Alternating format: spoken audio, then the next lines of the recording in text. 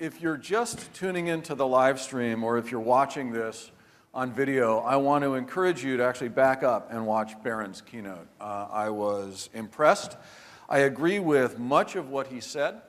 I disagree with a couple of points, and I'll emphasize those, but I thought it was an inspired beginning to the day and a message not just from the heart, but also really from the mind of the community. So I thought that was outstanding. Thanks very much.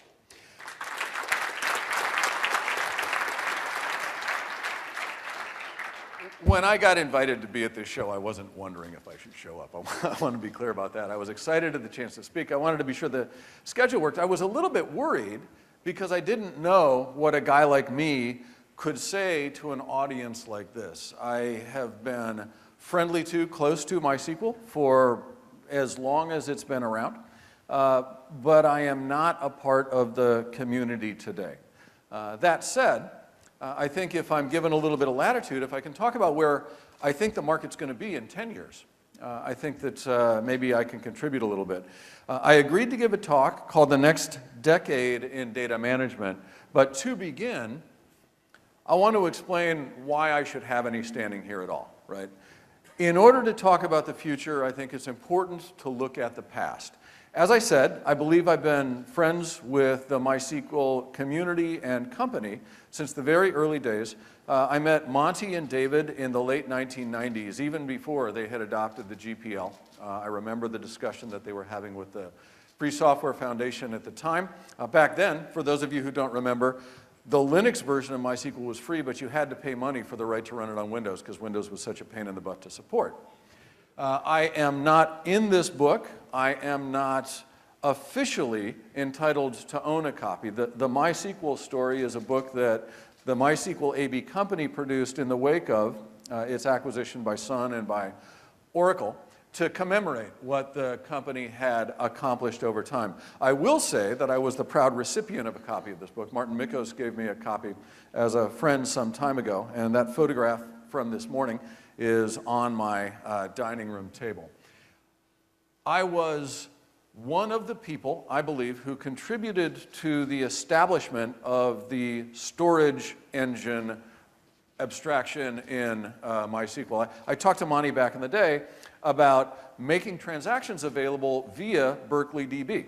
And indeed, the engineering team led by Monty at the time separated my ISAM from the higher levels of the system, put in a switch, and we dropped Berkeley DB in. It was clear to us at Sleepycat that this MySQL thing was really not going to go very far and there was no way to make money at all. And so we didn't concentrate on that. And props to the InnoBase folks. They did quite well in making InnoDB successful. I have been impressed by what MySQL has accomplished over time. My background in the database industry spans Postgres and a bunch of different companies. As you heard, I sold Sleepycat to Oracle in 2006, and I hung around for a couple years after. I'm actually quite proud of how that acquisition turned out. And like Barron, I'm actually optimistic about the future of MySQL inside the bigger company. I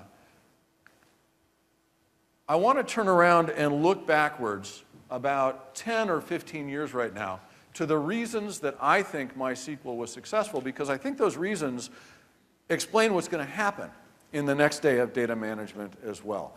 Back in the day, in 1995 to 2000, it is fair to say that all of the big database vendors totally whiffed on the internet, did not understand the opportunity that web-deployed applications offered to big platform providers.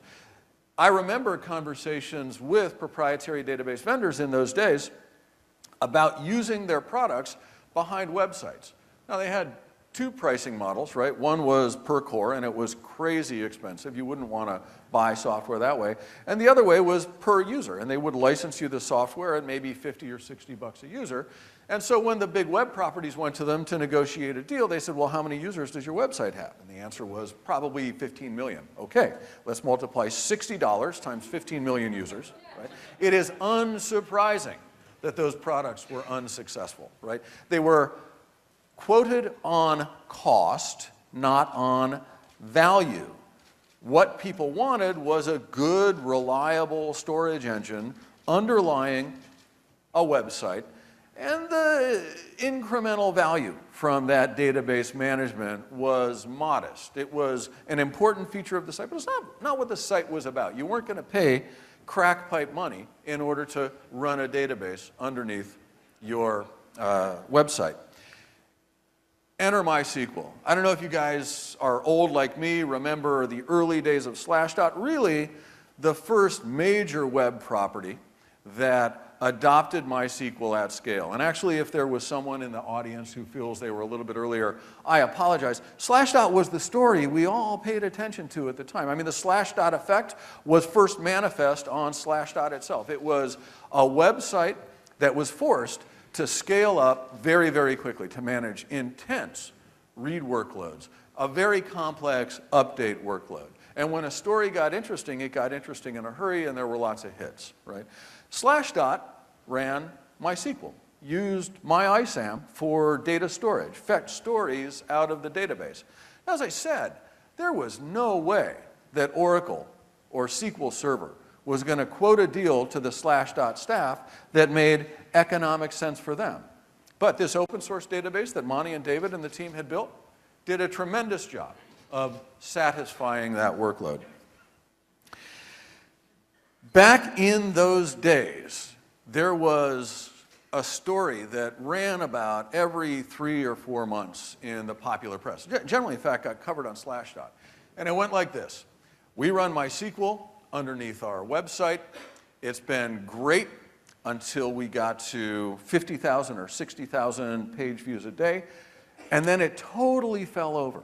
It just ran into a wall at high speed. But we are such good IT guys, we are such hardcore developers that we changed the wheels on the car while it was rocketing down the road at 70 miles an hour. And we kept it running and we got it fixed, and now we've sharded our MySQL. And are you honestly telling me this story over and over again? You're bragging about the fact that you had to take a hacksaw to your database and spread it out among... I mean, this is, ladies and gentlemen, as a database guy, come on, this is offensive, right? You should not have to do that to your data management infrastructure, right? At the time, those choices made excellent sense. Really, what set MySQL apart, the reason that it was such a big success, is that it was good enough, but it was just barely good enough for the workload that it satisfied at the time. The MySQL team perhaps was visionary, certainly was lucky, and I don't want to minimize the importance of that. It's good to be good at what you do, because sooner or later you're going to get lucky, right? But if your strategy is to rely on being lucky, you're hosed, right? Good product, didn't scale out the way at the time it might have in order to make life much better for everybody, but it was available for an emerging workload that nobody else saw coming, that the big vendors weren't willing to invest in at the time. And by concentrating on delivering a good enough product, MySQL was hugely successful. Hugely successful. Now, I actually want to echo something that Barron said in his keynote, and it's bothered me about the MySQL community since the very, very early days. Look, when I was running SleepyCat, I would tell you guys, our software was outstanding. We weren't second best in anything. Now, we implemented a narrow feature set, but it scaled up, it was reliable, it was bulletproof, it was great. It's really important to quit apologizing for the quality of open source software. Let's just go build really great stuff, right? Let's make good product available to people.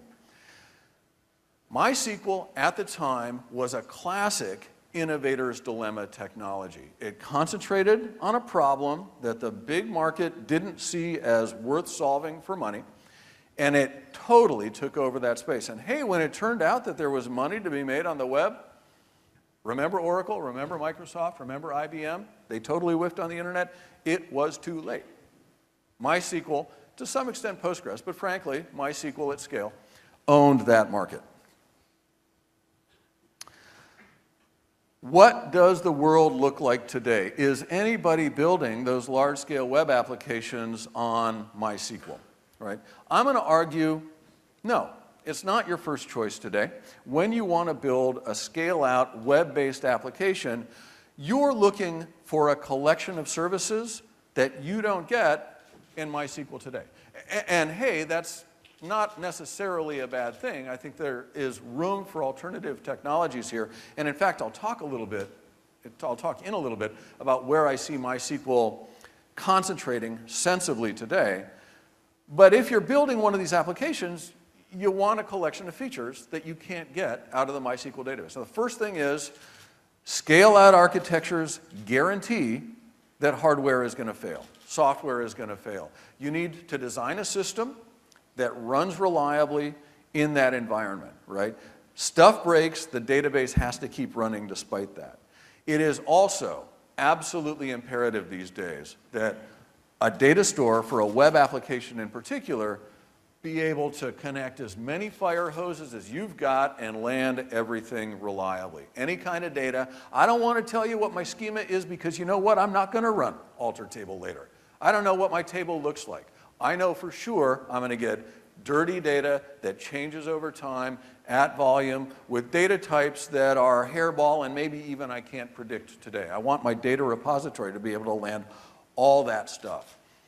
High-speed put-get by key is really the characteristic access pattern, in my view, of a web application.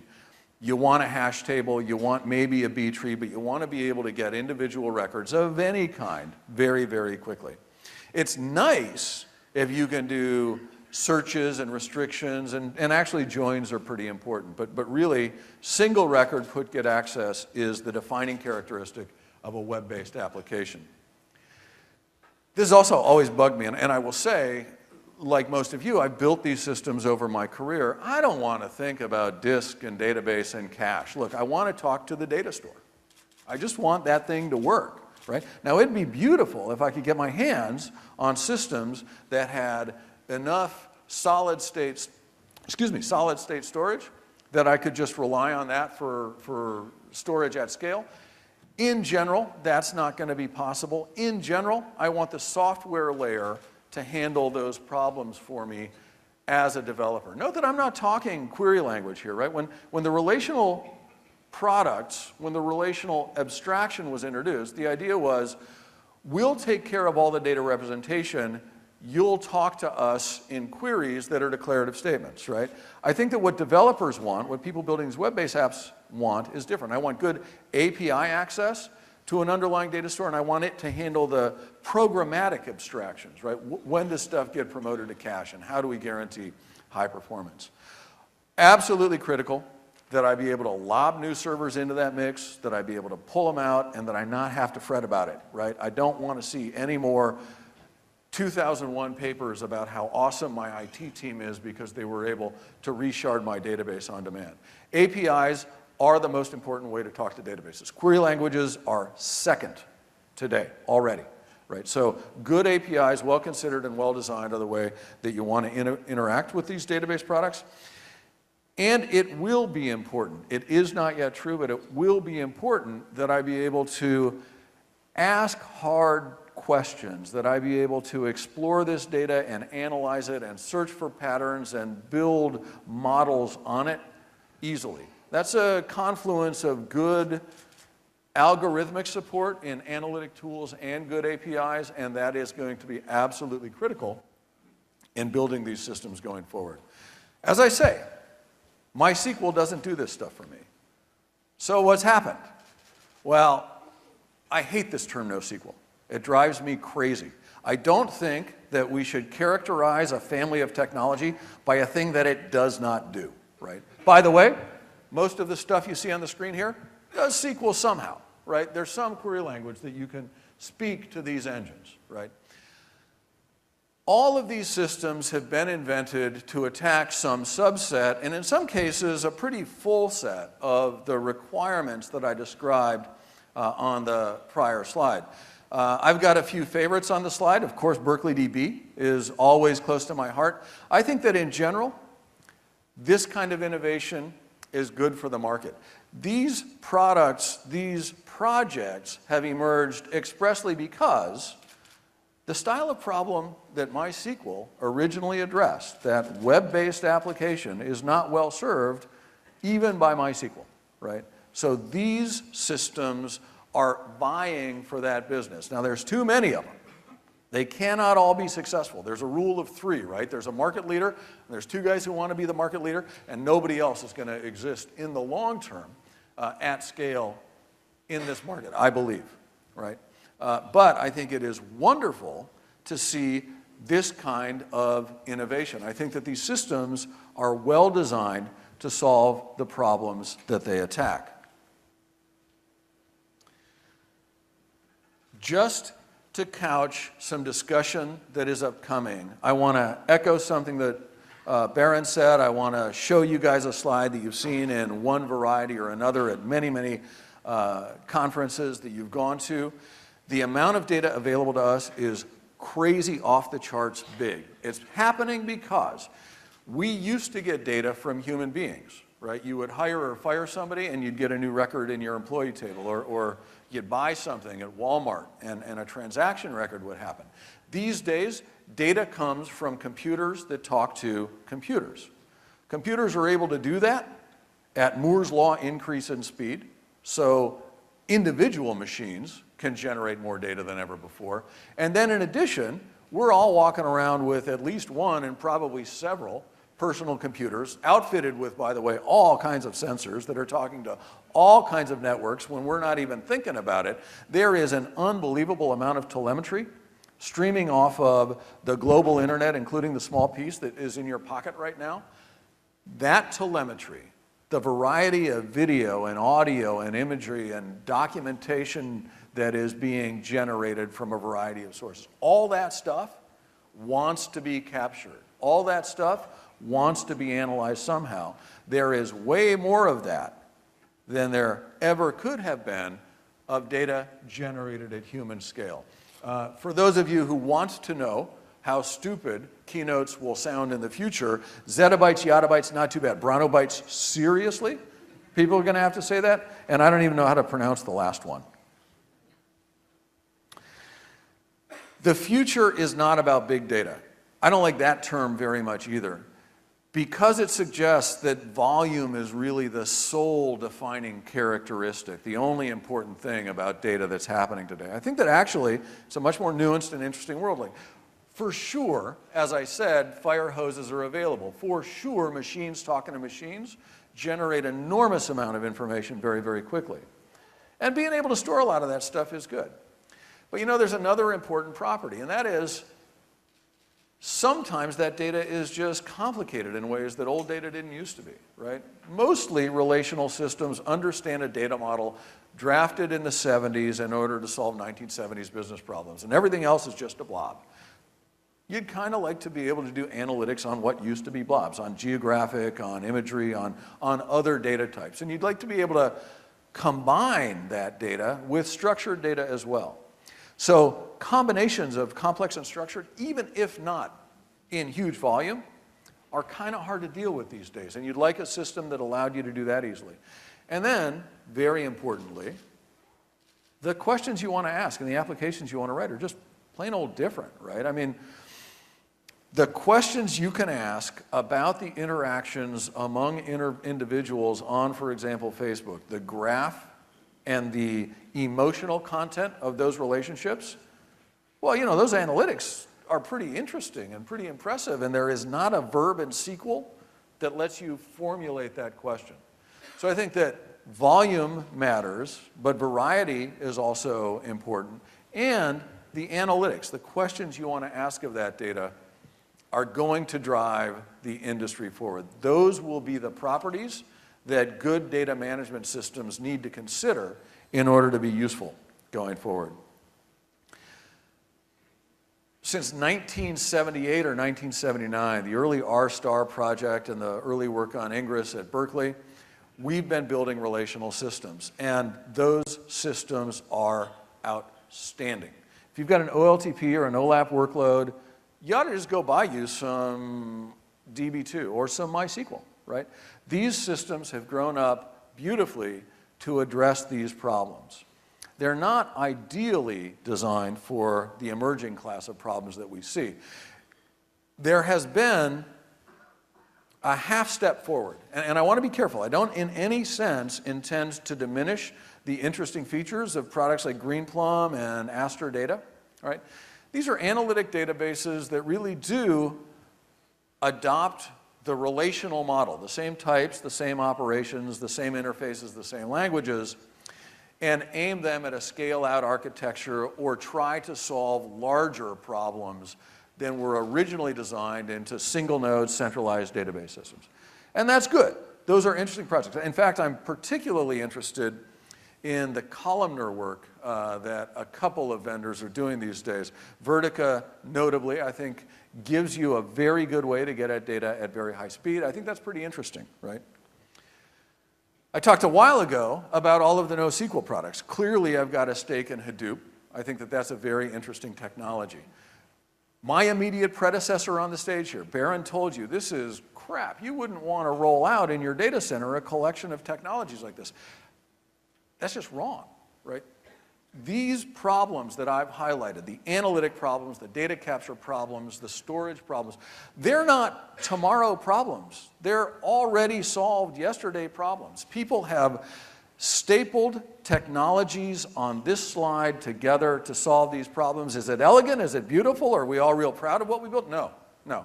I think that there's some room to go to make these systems better. But what's interesting is that 10 years ago, you did not see that happening, right? The answer was relational. Now you get to ask the question. The only thing you would see anybody roll out in their data center was a relational database. That's actually not true. Everybody was running some Documentum or some other file storage system. And in fact, the smart CIOs have long thought of their data warehouse as not just the big Teradata installation they have, but the collection of NetApp filers with everyone's home directory. Most of that stuff was just not available for analysis. In fact, I predict for the foreseeable future, you will see a diverse collection of technologies for data management in the data center, in deployment, because there's just no one grand unification theory. We don't know what the one thing is that we should use. I'd argue, actually, you don't want that answer right now. People don't choose data management platforms. People choose applications. They have problems that they need to solve, and of course, the technology that underlies the solution is important, but the business value, the thing I'm going to pay for, dude, it's the analytics. I've got questions I want to ask, and I need systems that can answer those questions. As a community, an open source community, but also look at all those proprietary vendors that were on that slide. Look at the collection of NoSQL and Hadoop style technologies. We're 3 decades behind the established products and even projects in building applications and analytics that solve problems today, right? We don't have the practice. We're catching up. Frankly, as Baron said, we are reinventing a lot of what was known in academia before about query optimization and joint technologies and so on. Wave that aside, we're going to have to solve those problems. We've got a real advantage in that we can design systems aimed at the problems of today. I don't care who makes 10% more money than their manager, right? I want to ask questions about graphs. I want to ask questions about interstitial latencies among messages passed between applications on a network and how variations in those latencies might signify the behavior, might signify penetration by a bad guy, right? I want to look for what normal is, and then I want to watch for stuff that's not normal. And I want systems that can help me answer those questions. We can build those systems on this new technology. I believe that we're going to continue to see Darwinian variation. We're going to see novel mutation among these products for at least 5 years. The problems they're addressing are too important, too hard, and too poorly understood for us to have any science at all right now. We're just going to go try stuff out, build it, and see what works. At some point, all of these platforms are going to begin to drift together. And in fact, if you go read the literature today, you'll see the big established database vendors. MapReduce, we do MapReduce. We have table functions, right?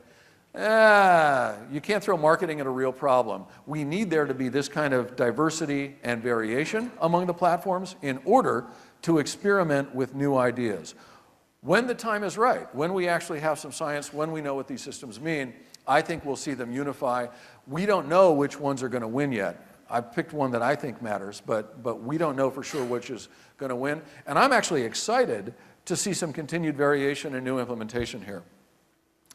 I think that the key problems for the developer community, if you're going to latch onto any of these projects to attack, are the ones you see here: latency, parallelism, transactions, robustness to failure. Berkeley DB actually is used as the backing store for a bunch of eventually consistent technologies. With respect to the community and the people who have built these systems, come on.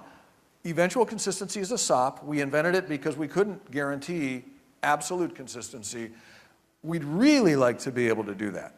If we could come up with a distributed architecture that permitted you to build those systems, we would.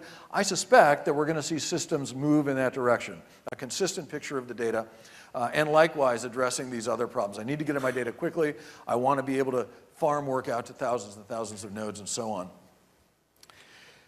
If you want to know where applications are going to innovate, my answer is they're going to innovate wherever applications innovate. I don't know exactly what questions you're going to want to ask about these new data types.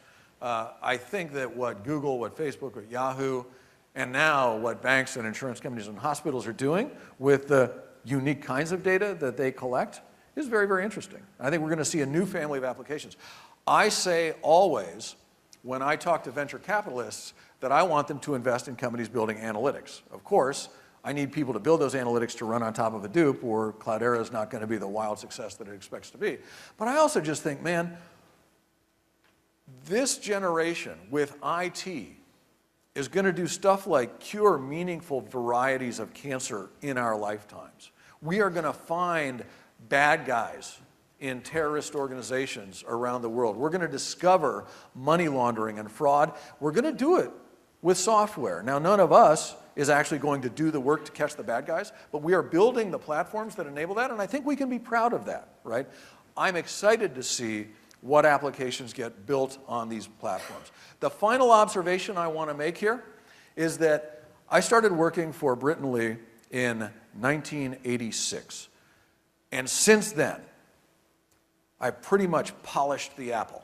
We made databases about 3% faster a year, and we bragged about it to ourselves. Most of us in the database industry, including, by the way, most academics doing database research, entirely missed what was happening at Google and at Facebook and at Yahoo in the construction of Hadoop and the emergence of these NoSQL technologies. We were concentrating on the legacy platform, right? It's kind of dull. Paid well, but it was kind of dull, right? All of a sudden, with the diversity of technologies we see in the data center, with all of these platforms banded together to solve new problems, this is a pretty interesting space to be again. There's some exciting problems to go work on. That hasn't been true in my entire career. It's a pretty good time to be working in the industry. I would be glad to hear from anyone who agrees, disagrees, or just wants to talk, so you can reach me either of these ways. And my HR folks would be furious with me if I did not mention that you can also approach me about a job, so feel free to do that. That's all I have. Thank you very much.